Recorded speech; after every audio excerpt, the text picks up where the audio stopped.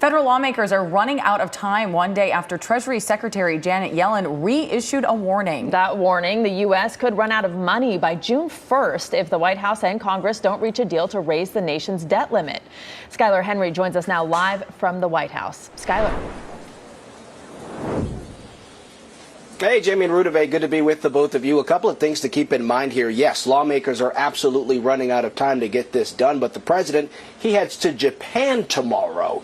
The White House has maintained that the staffs are working behind the scenes to try to further these negotiations, and they say that the president is the president just about everywhere. Meanwhile, House Republicans are maintaining, digging their feet in the sand, if you will, in terms of these negotiations, saying that unless there are big federal cuts, then they won't be raising the federal debt limit.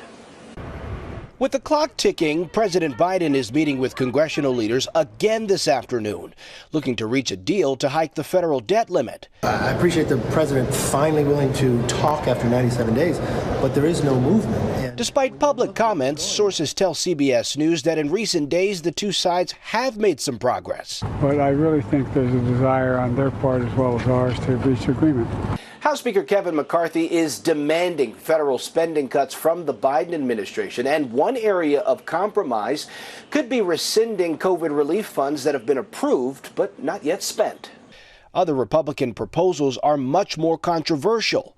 The Office of Management and Budget released a memo saying proposed cuts would slash at least 30% of all areas outside defense, the Veterans Affairs Department, and Homeland Security.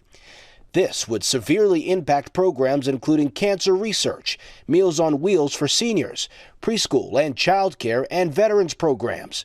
Treasury Secretary Janet Yellen says if no deal is reached, it would cause severe hardship to American families and harm our global leadership position.